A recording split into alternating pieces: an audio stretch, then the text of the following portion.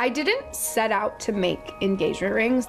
I gravitated towards it because I'm naturally a very sentimental person. Sparkle is fun, but my tie to jewelry is the meaning and the stories that then get to live on. Making an engagement ring, come to find out, is just an extension of that.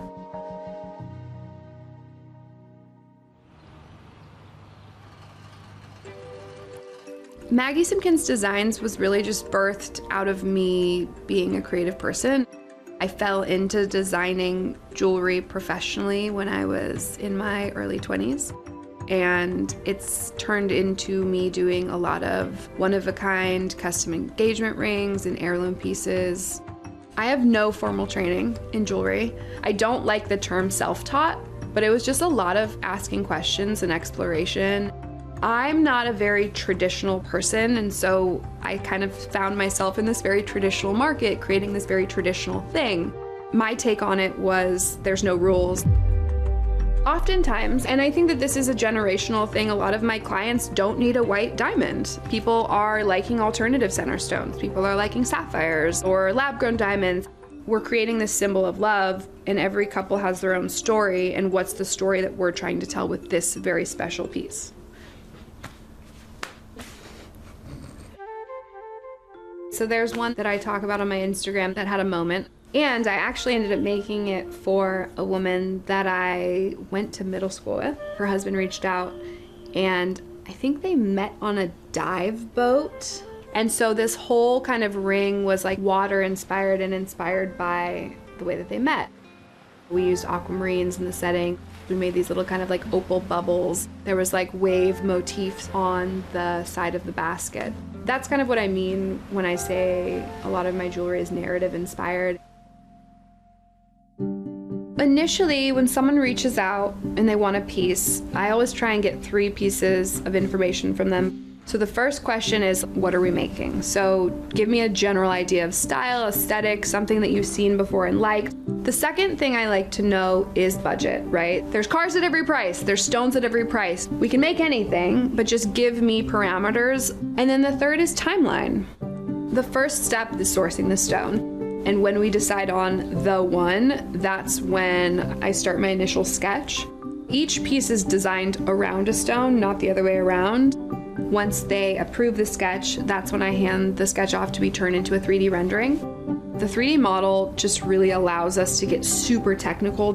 In a lot of my work, I add little tiny hidden elements or little symbols. And then once they approve the rendering, it's then sent to be 3D printed into a wax model. The wax is one of my favorite steps because there's never a moment where like I hand a client a ring and they're like, whoa, whoa, whoa, that's not at all. I always tell my clients, if you like this like dumb little blue piece of wax, you're gonna be blown away when it's diamonds and gold and sparkly. It's not until they sign off on the wax that then I move that production process to my artisans.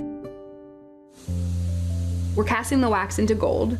The wax gets melted out and the gold gets shot in. And there's the jeweler. And the jeweler's job is really to like finesse the metal. Finishing, cleaning, there's a lot of steps that go into making the surface of gold smooth and beautiful, right?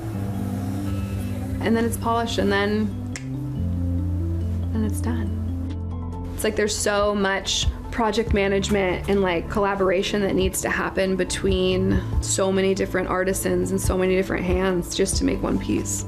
Wow, so pretty. It's pretty magnificent.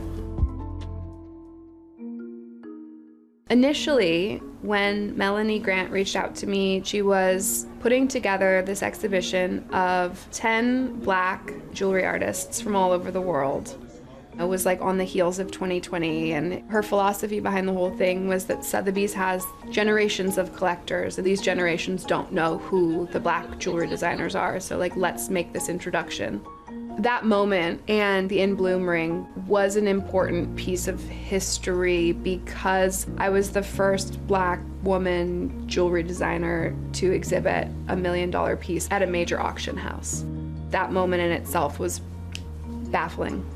I don't think that there's enough diversity or representation in the world, let alone the fine jewelry space. Traditionally, the fine jewelry space is very gate-kept, it's generational. I am happy to see more representation and more diversity, I think, in the last couple years, but there's a ways to go, you know? Even in the face of a global pandemic or a recession or inflation, people are still gonna be falling in love and people still want to celebrate their love. Maybe that looks like people spending less on engagement rings, but they're not gonna stop getting engaged. It just means that we need to get creative, to be an artist and to get to create things that symbolize this really, really special time, this special person. That's why I make things. If I'm gonna bring more stuff into the world, I want it to evoke that type of feeling. That's just such a special thing to be a part of.